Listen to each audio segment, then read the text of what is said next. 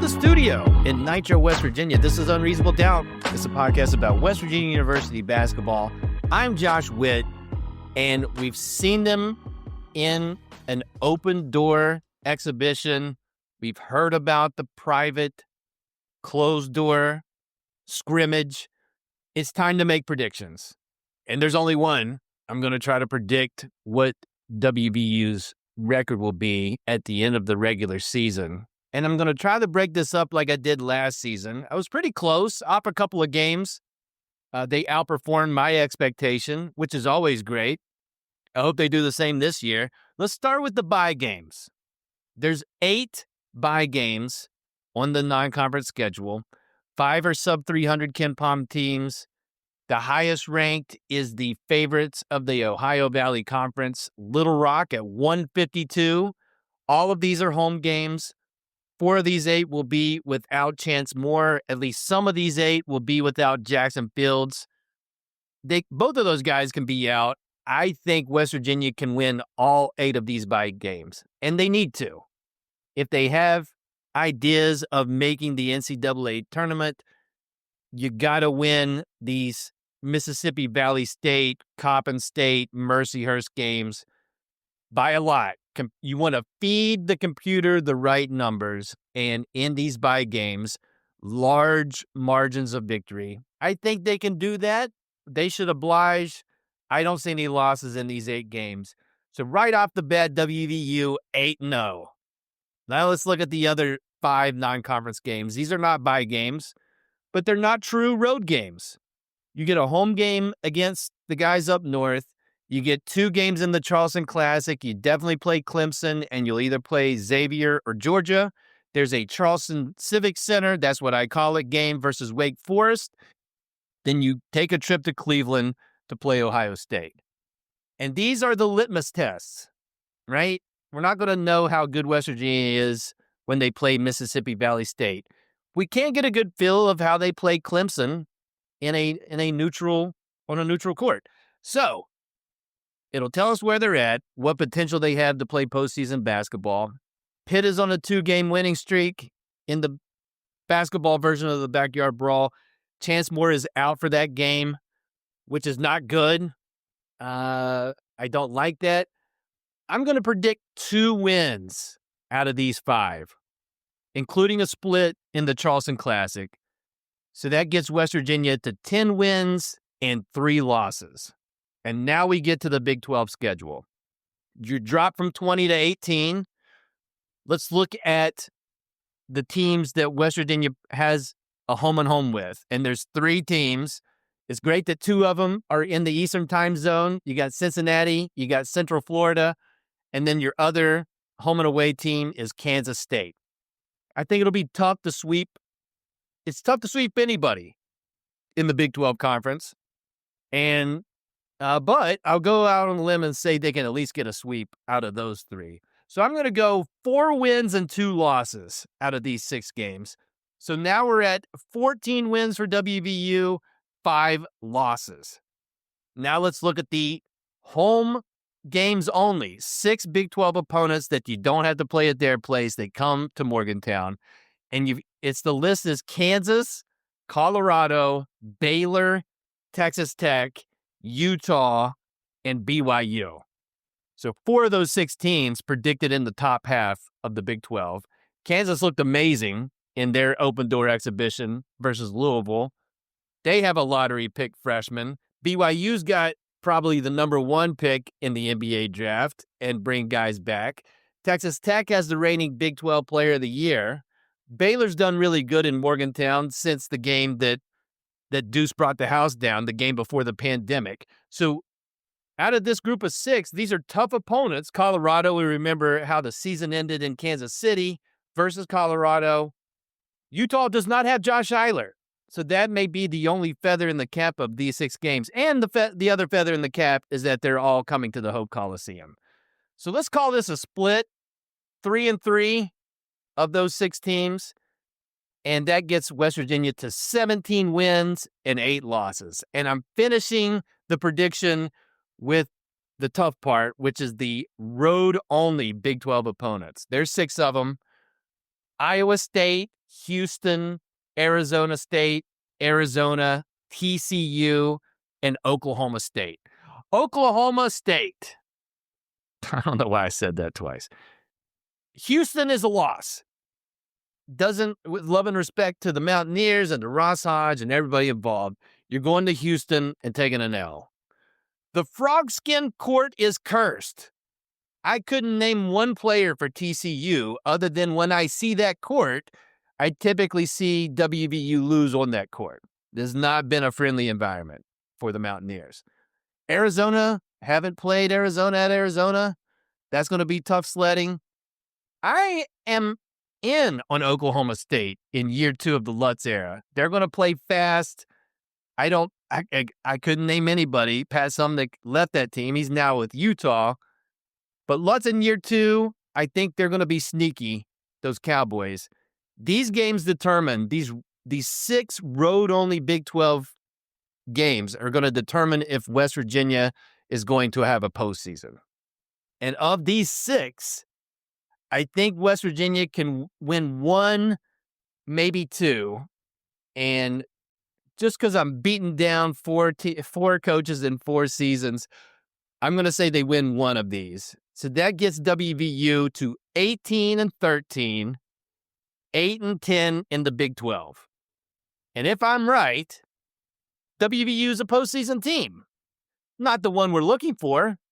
That doesn't get you in the NCAA tournament.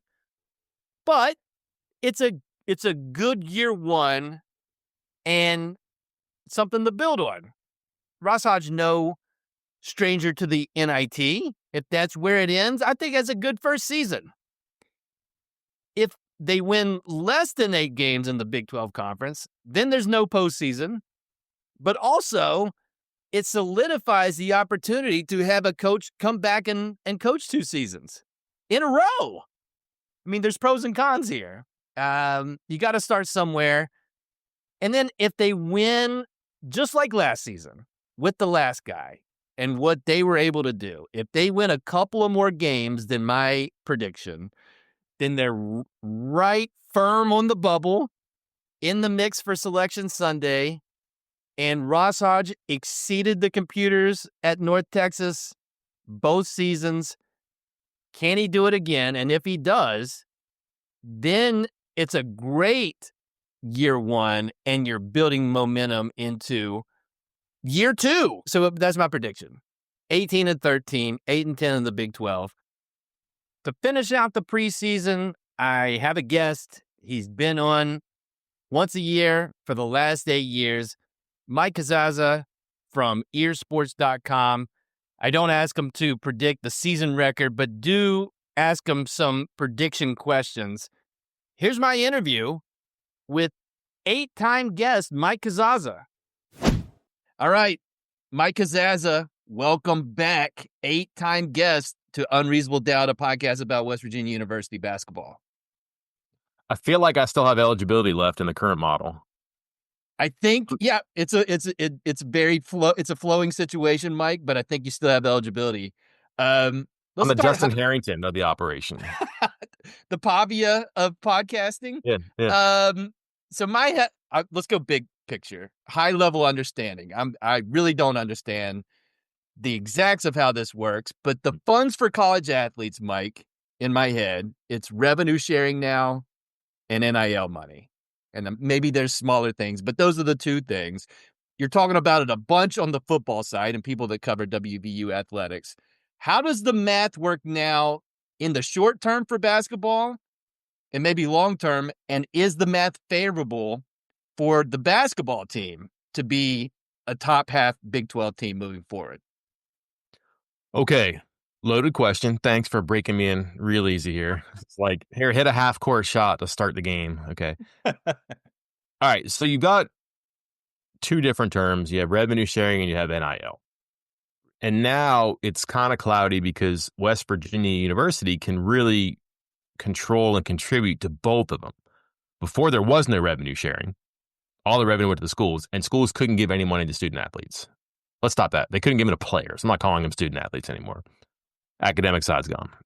So you have revenue sharing, you have NIL, and the school can control them both. And more, it seems to me that it's just one sum.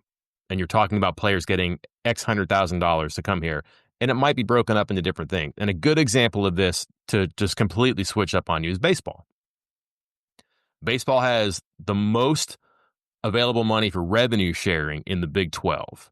I'm pretty sure. I'm very confident in that. They also do a lot of stuff with the Alston grants. If you remember that, that was, I forget, like a $5,400 allotment you can give to players. Most Big 12 schools don't do that anymore. West Virginia does. And West Virginia, through some really clever grassroots effort and also one very notable donor, has very strong NIL support. You also have academic benefits that you can get, like a scholarship. So what happens there is, let's just say that West Virginia has roughly, let's say $600,000 in revenue sharing. Let's say $1 million in NIL, and let's say it's $2 million because they can get up to $400,000 in Alston grants and academic grants. Do they have $2 million in NIL? No. Do they have $2 million to pay their roster? Yes. And really, that's all that matters. And like, that was an eye-opening thing for me. I actually went to a Steve Saban speech he gave to recruits and parents, and like the parents came away blown away because they were like, well, what's my son getting in revenue sharing? I've heard about so-and-so getting this much. Well, that's fine, but you're getting all of this money from different sources, but you're getting this money. And it's more than you're getting in revenue sharing or in NIL in another place. You're getting these three sums that add up to more than one sum does.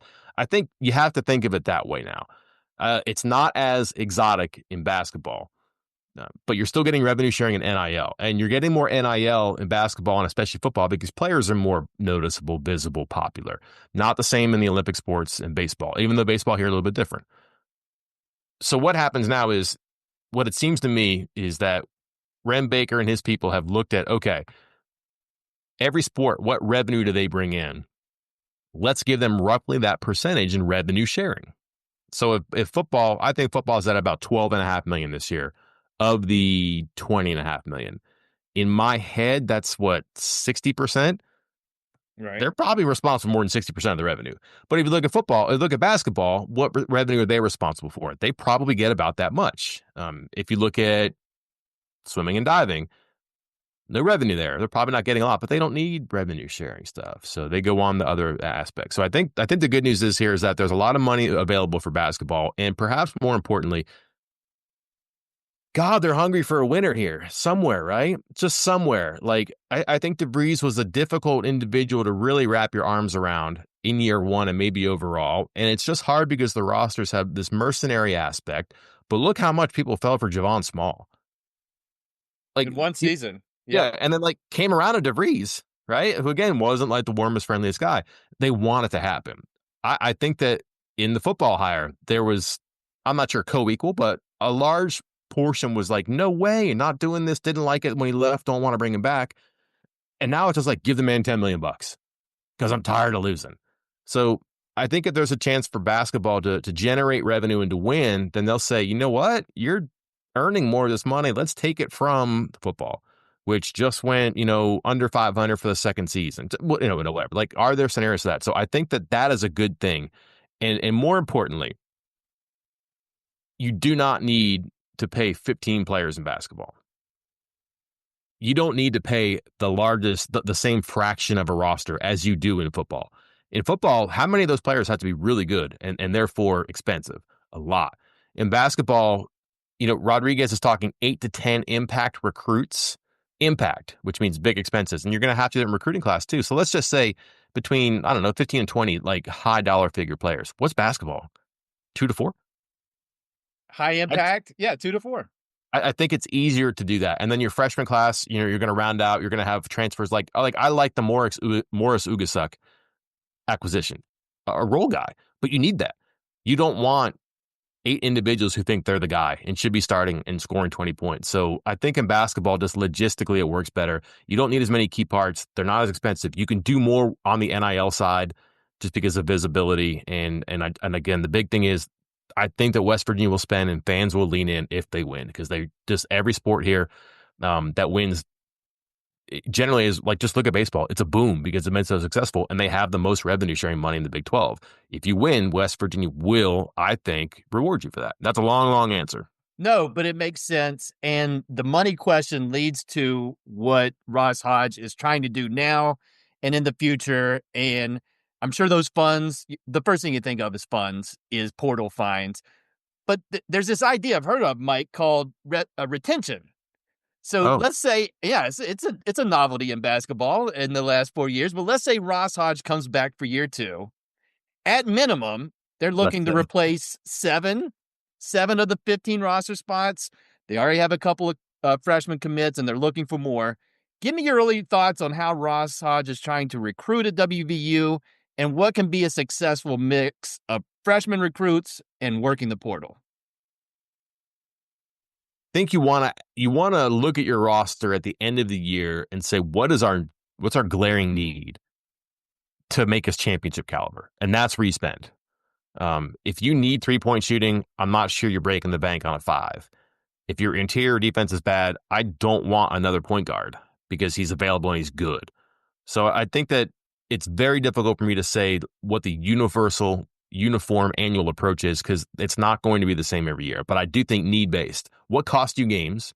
Or conversely, what won you games, and is that aspect missing? So for next season, you're looking at, I don't know, 115 three-pointers, let's say, from Honor Huff off the roster. You might want to find a three-point shooter if that works out very well this year. However, if he's a guy that's going to shoot 31% this year and have a hard time getting his shot off because he's small and because he's not going to do a lot in the paint and just defenses adjust to him, maybe you rethink that. Maybe you don't need that. So your needs, your wants, your strengths, your weaknesses, I think that's where you direct your money. I would really think that if you could mix it 50-50 and probably lean more toward the experience side, that's really the way to go.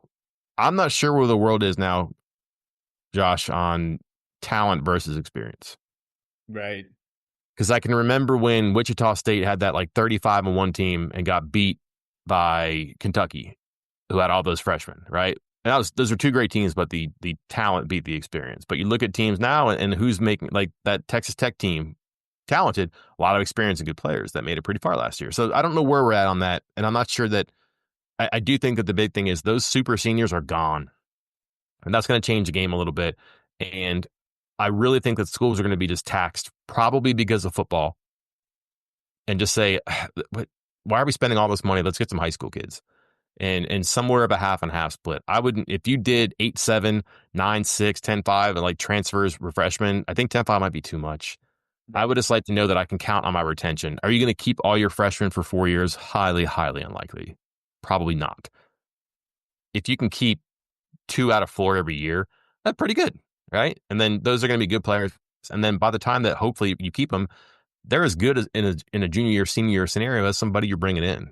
So I think there's a lot of ways you can mold this, and we're still in the infancy of it. But I do think you're probably trying a little bit more experience. But I think you're lost if you don't have retention and talent coming back. And that flipping the roster every year is not sustainable in Sucks. any sport, specifically basketball, unless you're the unicorn, Kentucky, BYU, maybe like these Musselman at Arkansas.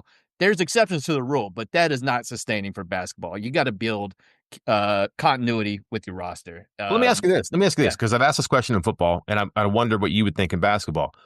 Josh, who is good at the portal?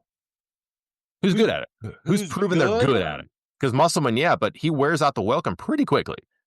It was a revolving door, and Bill Self struggled in the portal. It's hard to think of people who are good at it. I lean more retention side as far as your Purdue's and what Pope bring back with Kentucky and Texas Tech. And you've got the examples of what, like, filling in the cracks with and bringing guys back. Toppin comes back. There's money there to retain guys who have a good option of, do I go pro, or is there comparable money to stay in college? It's an interesting idea.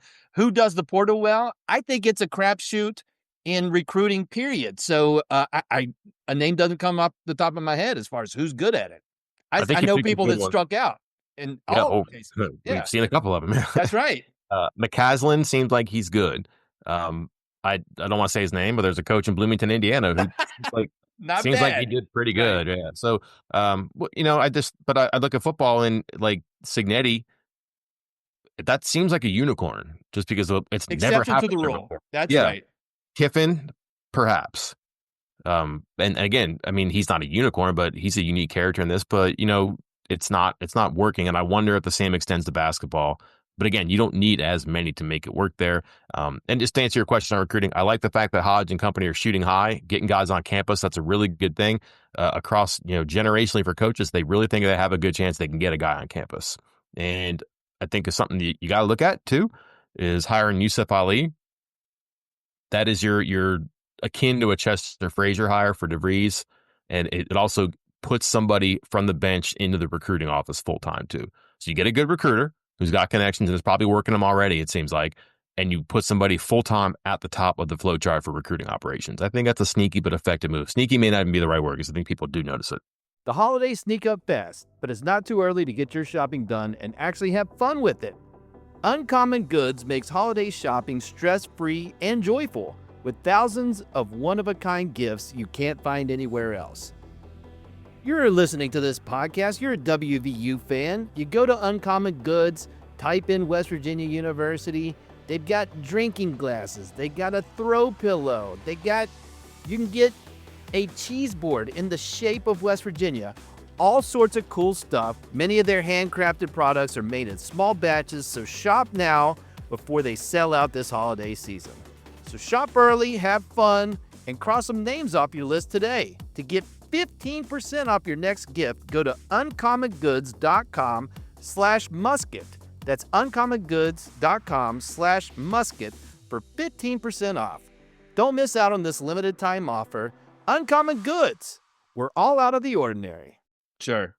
Let's talk about scheduling. And I think Ross Hodge, similar to Grant McCaslin, has a different approach than what we got used to with Josh Eilert behind the scenes, kind of building, manipulating is maybe a strong word, but figuring out how to strengthen RPI, KenPom, different computers as far as boosting those non-conference schedule numbers. And he's got this season 5 teams sub 300, 2 teams sub 200, and then the favorites in the Ohio Valley Conference, Little Rock. Those are your bye game teams. Mixed in with some contests, none true road games. It's just a different strategy, and I don't know which is better, which is worse. I've heard you talk about how exciting can a Coppin State Tuesday night game be in the Hope Coliseum, but give me your thoughts on that. How do you like Hodge's first stab at a non-conference schedule?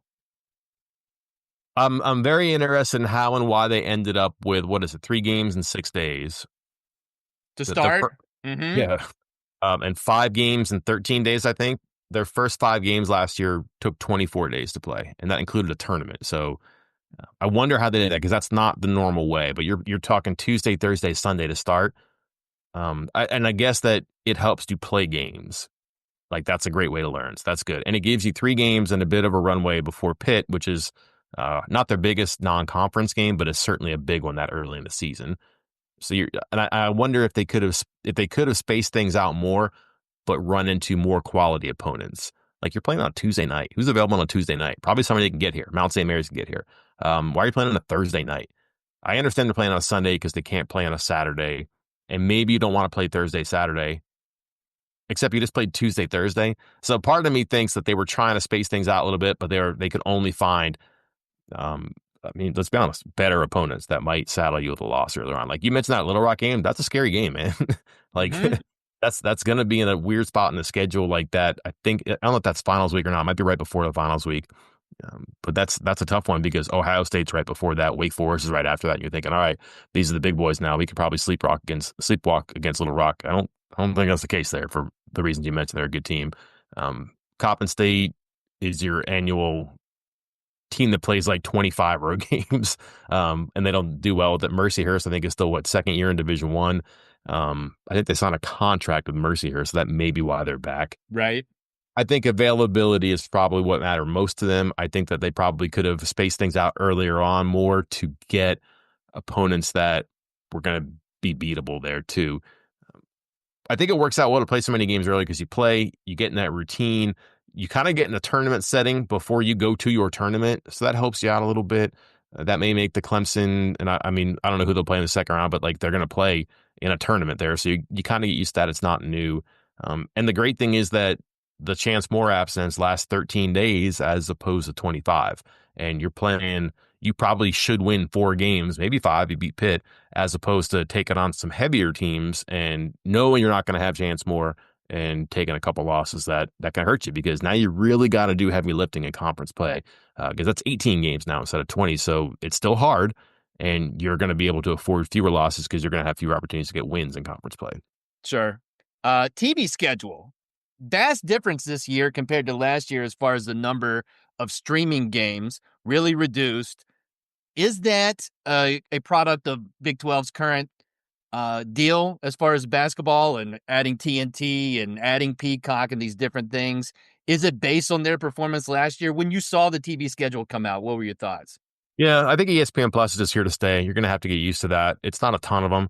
Um, and but because of that, like there's better start times too. I think the more TV start times, they really want to make a TV package work that puts Big 12 basketball on a pedestal. Like everything the Big 12 is looking for is a pedestal. Like they're not the Big 10 and the SEC in football. They're really good in basketball though. So can we do something that presents us that way? I think TNT knows their way around basketball studio shows and analysis, and certainly broadcasting games too. So that's a good one. I'd be doing a lot of that stuff there too. And they want to have a streaming service too. Like the HBO Max is a big deal.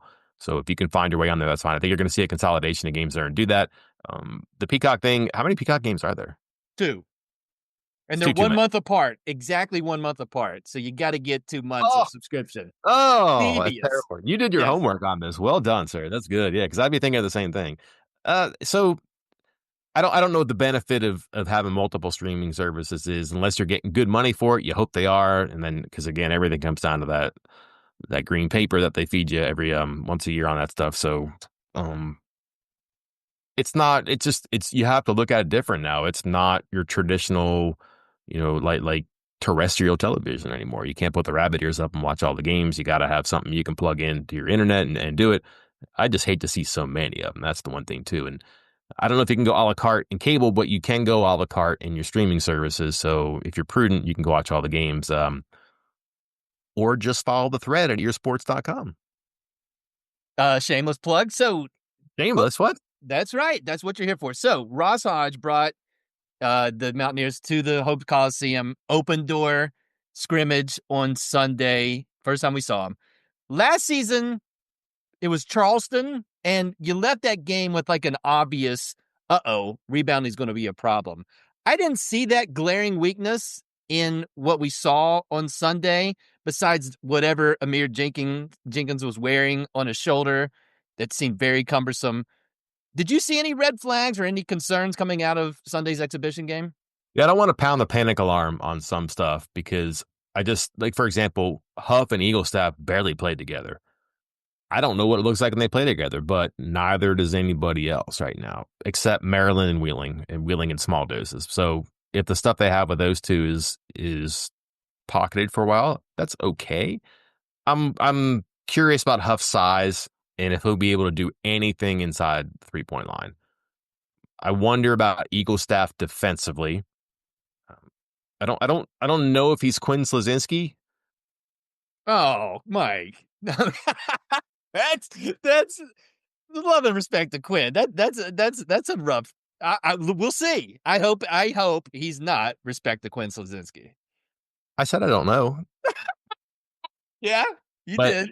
that's the guy you're going to put in the backcourt and have him guarding 2 or 3, right? Because you're going to have a hard time putting Huff on 2s in the Big 12. So Jenkins, Floyd probably going to have to guard maybe off the ball. They're good defensively because of their coach. They'll have a plan. Just physically, I just have concerns about the backcourt there. That's just a thing for me. And then like Jenkins, if that shoulder is a perpetual thing, kind of like my point guard getting in the paint. And I wonder about him trying to drive into the trees with the shoulder or jump for loose balls or get rebounds or never mind the shot. But if that's the thing just you saw the news conference. Did Huff kind of say he's going to have to deal with it? It's going to be there for a while. Like that's not great. I'm very intrigued by Harlan Opioha. frankly, I was not familiar with his work. Like I saw the videos of him. But who is Mike? I mean, what do you look like compared to what he looked like last year at Wilmington? It's Totally like a different. different player. Yeah. So that could be a real diamond in the rough find there too. And you wonder like, okay, well, what's he going to do in Big 12 play? Look at Big 12 rosters. Look at college football basketball rosters. How many 7'2" 270 guys are there? Not a whole lot. And like I thought Hodge made a great point. Like he's 7'2" 270. He's going to have a size advantage in most games. So who like who was going to match up with him equally? I don't know. And it's not going to be very often if it happens. And I wonder how many teams plan on playing with a 7-footer or just have one on their bench that can come in as a counter. I also don't know if he's going to be like, I don't know, like what is his ceiling? Is he gonna? Do you really want him getting you double doubles like 15 and 10 every night? That'd be great, but like, could you deal with Jimmy Bell part two? I think Hodge could certainly go for that. Like if you get a guy who shoots a high percentage and goes like 8 and 6 or something, that's okay. Yeah. The one thing I worry about though is just like there's freshmen in big spots right now. Like DJ Thomas is going to have to play a lot. Jenkins is going to have to play a lot. I don't know where they'd be in the backcourt if they didn't get Jenkins to reclassify. Remember, he's not supposed to be here. Where they be in the backcourt? Who's their backup point guard? Maybe they get somebody else. But if they talked Jenkins into reclassifying, I think it's probably because they're like, we don't have a lot of other winnable options here. And then Thomas, can he give you like quality 4 and maybe 5 minutes as a freshman? Those are two of your top right now. Like you're going to have, depending on Jackson Fields, like an 8-man rotation for 5 games, unless Fields gets back, and that's 9. And then when Moore gets back, it's 10. And you probably see maybe Thomas back off, but I don't know where you put Jenkins. Like you can't hide him, so he's going to have to pick it up and be a winnable, serviceable player. And Hodge is not against playing guys long minutes. I could see Jasper Floyd playing 37, 38 minutes. That wouldn't shock me. You do have to have another plan, especially if he gets in the foul trouble. What you're describing, playing off ball, you can see the fouls add up, and then what are you going to do for plan B? Eagle staff's probably got some point guard reps. I don't know if Huff can do it. Huggins did that every once in a while, trying to figure out, all right, just somebody bring the ball down. What that looks like with this roster, it'd be interesting without Jenkins for sure. I think Moore can handle it. I think Moore's like a really versatile, useful piece because he can run and he can move with the ball. Do you want him playing 1 minute? No, but could he help you out in a jam as like a point? I mean, he's a guard. He's a 6'6" guard. Could he help you out? And he's got some skill. I mean, I wonder what type of role he plays in helping them get out of trouble when they're in those trouble spots. Yeah, but Moore, you can your mind starts going when you watch Sunday of like, he can do a lot of things on the court. I had in the preseason thinking he would place minutes at the 5.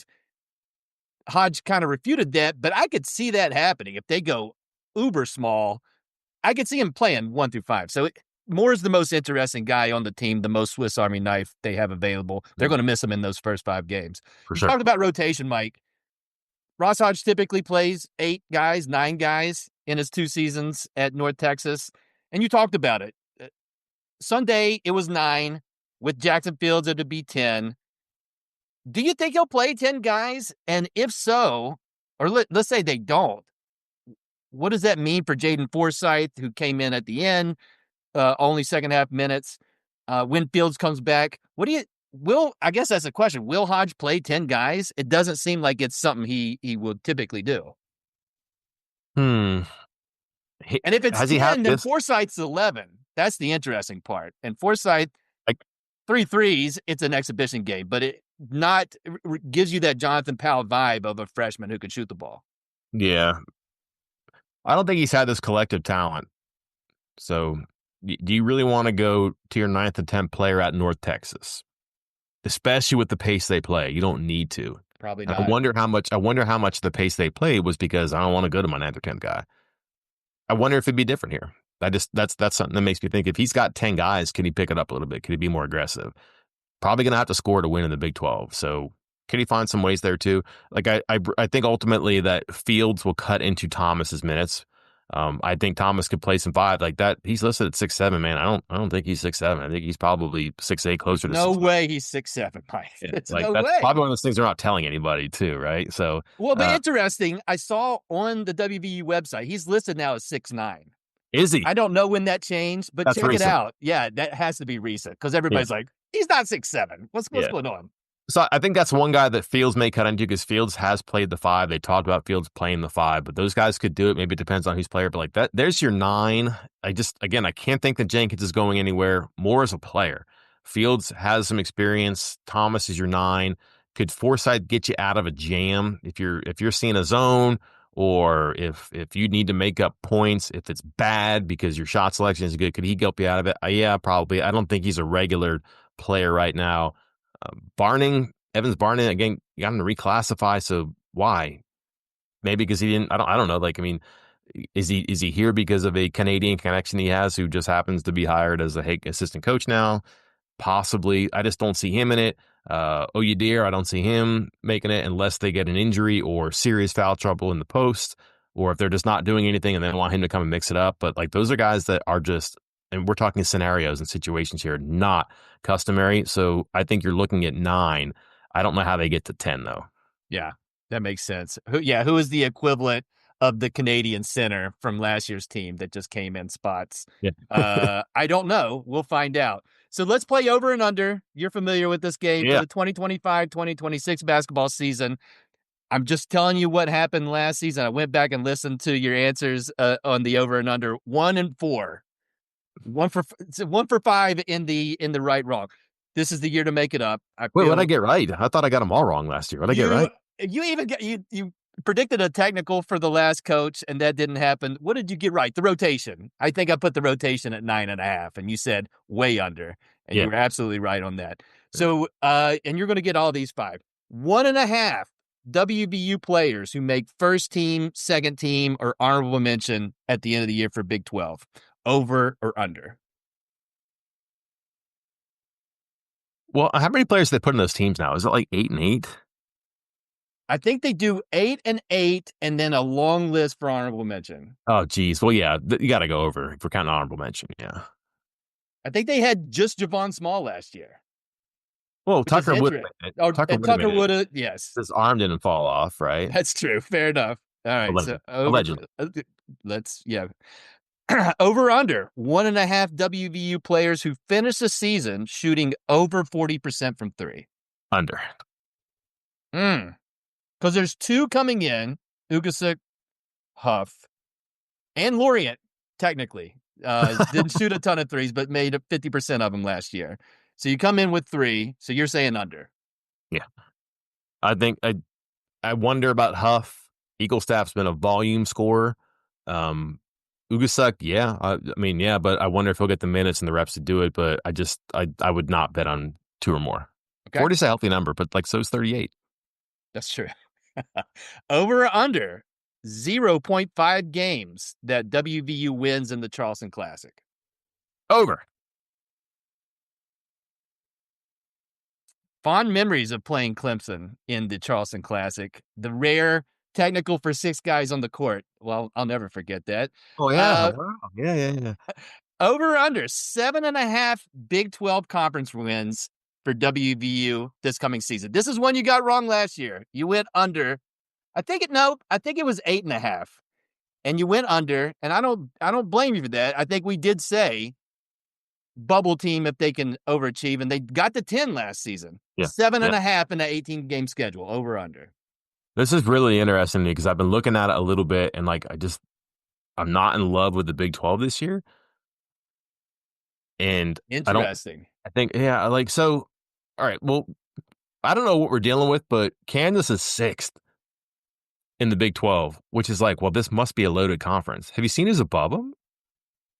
Oh, yeah. I mean, it's Texas Tech, it's Houston, the juggernaut, it's Iowa State, it's BYU was ahead of them. Mm-hmm. Yeah. 1 game against BYU, 1 game against Texas Tech. I think they play Houston twice. 1 game against Iowa State. They play Houston twice or once. I can't remember. Who, WVU? Yeah. They only go to Houston. Yeah. So this is like, I like their Big 12 schedule, to be honest with you. Like, I'm looking at like Utah, TCU, UCF, Cincinnati, Oklahoma State, Kansas State twice, UCF twice. Like, there's some wins in there, man. Like, I don't think they have the heaviest. I think it's a fairly good schedule for the Big 12. I'm going to say that very quietly. That starts brutally. Like, the start is rough. I mean, it's Iowa State, Kansas, Cincinnati, Arizona trip, all that's happening early on. It's a rough start. Once you get past that, it doesn't seem like there's a crazy stretch. So I have like this.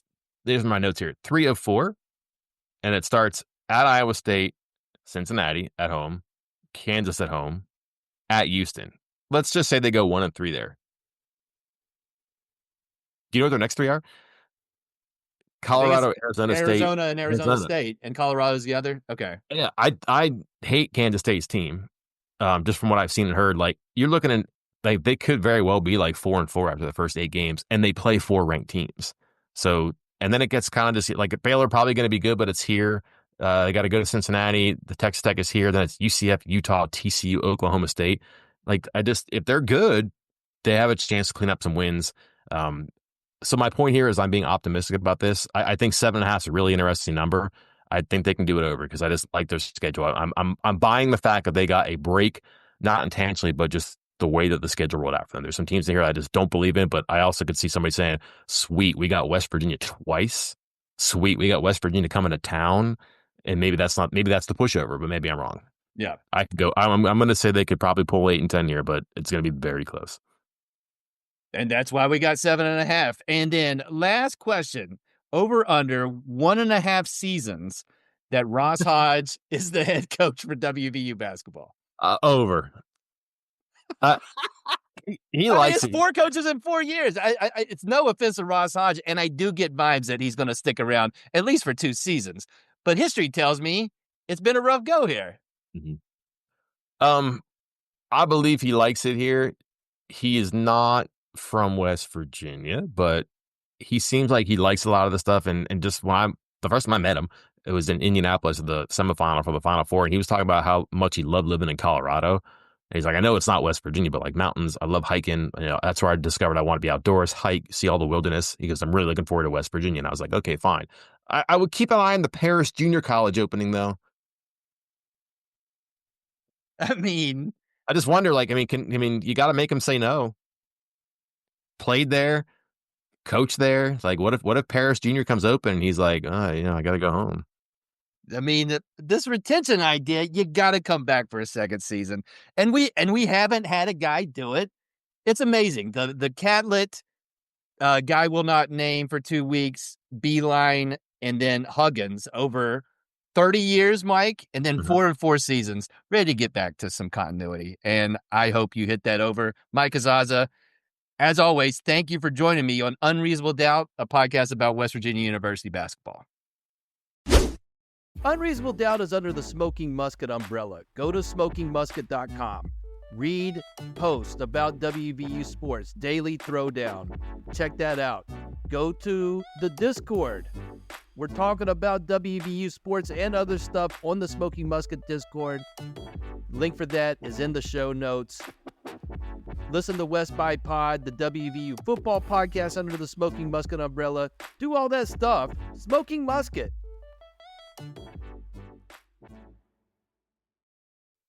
Big thanks to Mike for joining me on the podcast. You can find his work at earsports.com. Listen to Country Roads Confidential. Find him on X at Mike Casazza, MikeCazazza.